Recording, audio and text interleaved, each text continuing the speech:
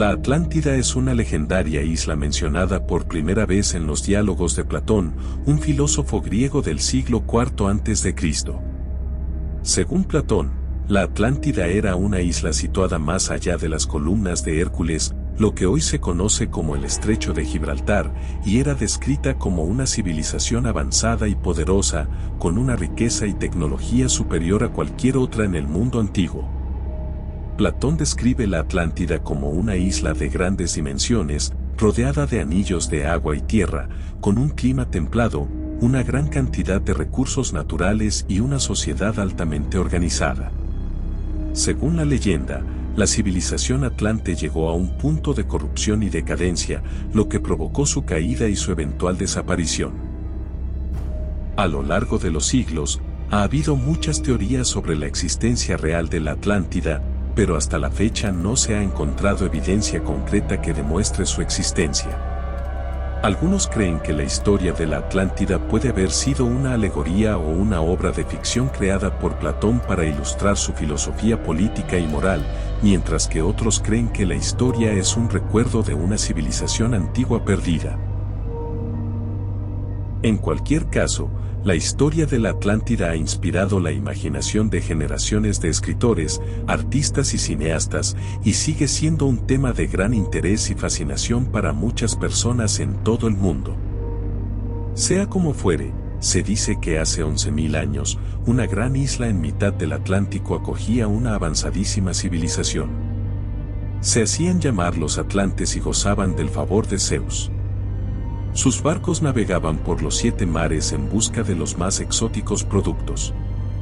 Las fachadas de sus templos estaban recubiertas de oro y otros metales preciosos. Eran mujeres y hombres de gran belleza e integridad. Pero un buen día decidieron conquistar el mundo. Su ejército entró en el Mediterráneo y fue sometiendo, uno a uno, a los pueblos ribereños hasta que llegaron al Peloponeso. Allí, los atenienses, solos, les plantaron cara y les derrotaron. Y Zeus castigó la soberbia de los atlantes hundiendo su isla en el mar en un día y una noche. Los supervivientes encontraron refugio en otras tierras a cuyos habitantes transmitieron su sabiduría, que ha quedado plasmada en monumentos como las pirámides que se levantan a ambos lados del Atlántico.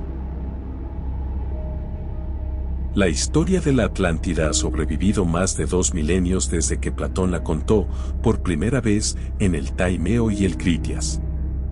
Con el paso del tiempo, se ha enriquecido gracias a aportes ajenos, algunos de los cuales forman ya parte indisoluble del mito, como que los atlantes son poco menos que los tutores de los egipcios y las grandes culturas precolombinas. Esta idea tiene su origen en Atlantis, The Antediluvian World, obra de 1882 en la cual el abogado y político estadounidense Ignatius Donnelly propone que la isla continente fue donde el hombre se civilizó, que las divinidades de fenicios, escandinavos y otros pueblos eran, simplemente, reyes, reinas y héroes de la Atlántida, y que esa tierra desaparecida fue el hogar natal de indoeuropeos y semitas.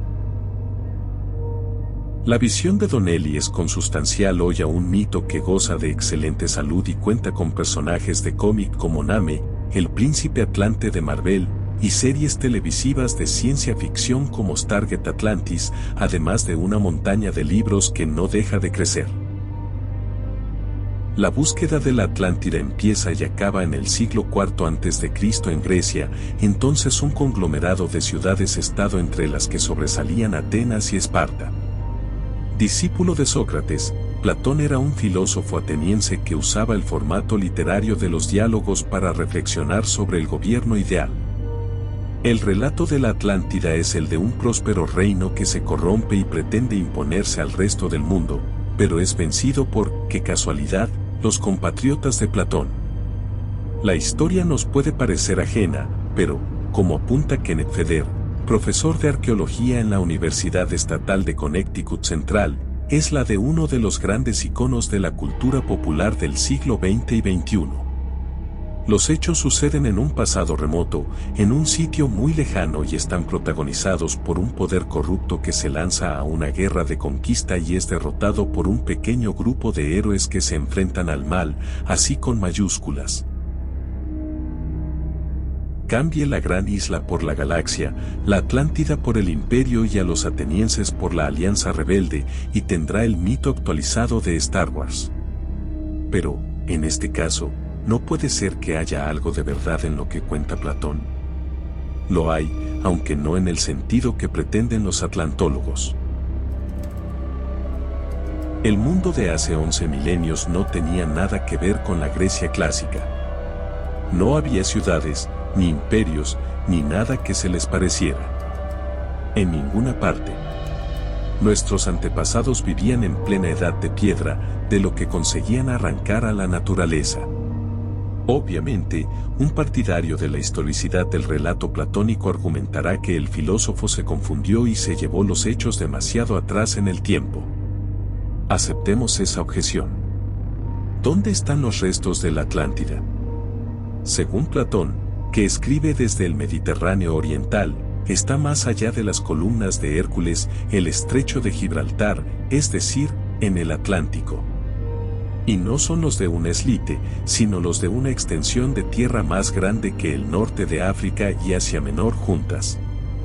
Cualquier niño sabe que, en un rompecabezas de 20 piezas, es imposible encajar la 21. Nosotros sabemos que la corteza terrestre es un puzzle formado por piezas, las placas tectónicas, que se mueven muy lentamente y no han dejado hueco para esa gran isla continente en medio del Atlántico. Uno, claro, puede llevarse la Atlántida a otra parte, es lo que han hecho sus partidarios en innumerables ocasiones, pero tampoco encontrará sitio en el fondo de ningún mar para el continente perdido. Entonces, ¿qué nos queda del mito? ¿No puede estar basado en hechos reales, como la Troya homérica? Algunos han identificado el hundimiento de la Atlántida con el final de la cultura minoica y la catástrofe, fruto de la ira divina, con la violenta erupción del volcán de la isla de Tera entre 1600 y 1400 a.C. Es posible que en tiempos de Platón siguiera vivo el recuerdo de esa tragedia, pero esa explosión volcánica no acabó con la civilización cretense, que tampoco tenía su hogar más allá de las columnas de Hércules, ni éste se hundió en el mar.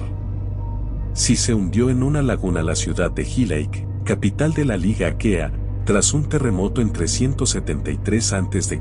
y un siglo antes, en 490 a.C., los atenienses vencieron al poderoso imperio persa en la batalla de Maratón. Además, la estructura anillada de la capital Atlante, con canales y anillos de tierra alternos, hasta llegar a la gran isla central, es similar a la de los núcleos urbanos de la cultura tartésica, que se desarrolló entre los siglos 8 y 6 a.C. al suroeste de la península ibérica. Platón bien pudo coger todos estos elementos y combinarlos a su gusto para elaborar un relato moralizante, como el de la Atlántida, que, además, convierte a sus conciudadanos en los salvadores de la humanidad. Bien pudo hacerlo, pero quedará la incógnita perenne. ¿Realmente lo hizo? ¿O es que sus contactos con otras civilizaciones le dieron un alcance mucho mayor respecto a los acontecimientos del mundo, y el secreto de la Atlántida se fue, con él?